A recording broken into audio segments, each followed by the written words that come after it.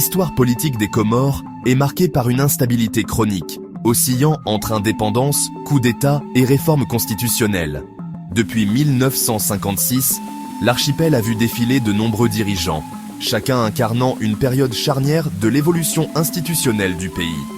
Cependant, malgré les tentatives de consolidation du pouvoir, les institutions restent fragiles, d'où la nécessité de nouvelles réformes fortes, comme le souligne le Comred.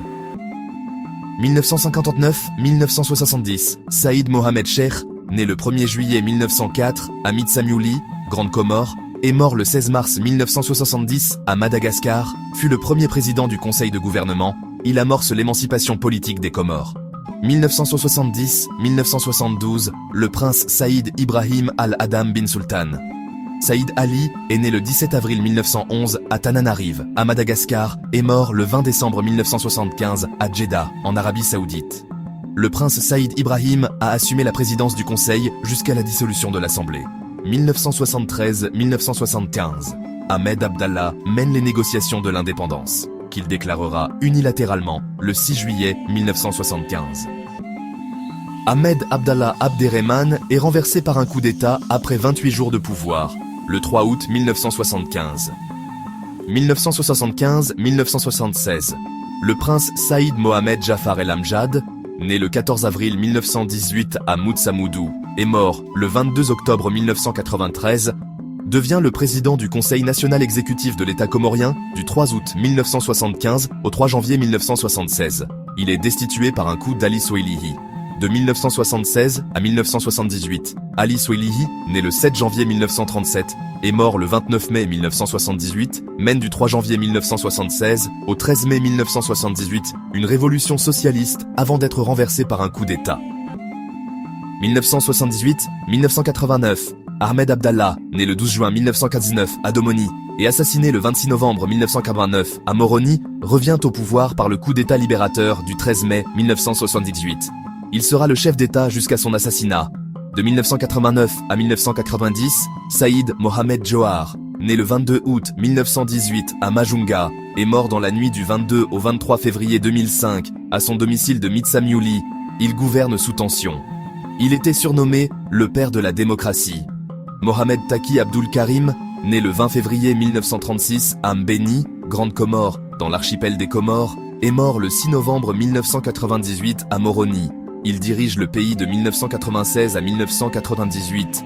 Il meurt dans des circonstances qualifiées d'étranges pour certains commentateurs. Ensuite, Tadjidine Ben Saïd Massonde, né le 25 décembre 1933 à Domoni et décédé le 1er mars 2004 à Paris, devient, conformément à la Constitution, président par intérim à la mort de Taki, du 6 novembre 1998 au 30 avril 1999. De 1999 à 2002, Azali Assoumani exerce le pouvoir à la suite de son coup d'État du 30 avril 1999, en plein séparatisme. De 2002 à 2006, Azali Assoumani inaugure le nouvel ensemble comorien, né de l'accord de Fomboni du 17 février 2001. De 2006 à 2011, Ahmed Abdallah Sambi instaure un renforcement sur la scène arabe. Sa révision constitutionnelle ajoute un vice-président issu de l'île, à qui échoit la tournante, et allonge la durée du mandat présidentiel qu'il tente de s'appliquer, et il amorce la perte d'autonomie des îles. Le modèle d'instauration d'un régime à l'iranienne, guide suprême, échoue. Puis, de 2011 à 2016, Ikililou Doinin est le premier président originaire de Moélie. Il entreprendra quelques réformes. De 2016 à 2019, Azali Assoumani amorce de nouvelles réformes constitutionnelles avec le transfert des pouvoirs de la Cour constitutionnelle à la Cour suprême par décret, suivi d'un référendum pour réviser la Constitution. De 2019 à 2024, la rotation présidentielle passe de 5 à 10 ans, et avec une centralisation accrue du pouvoir.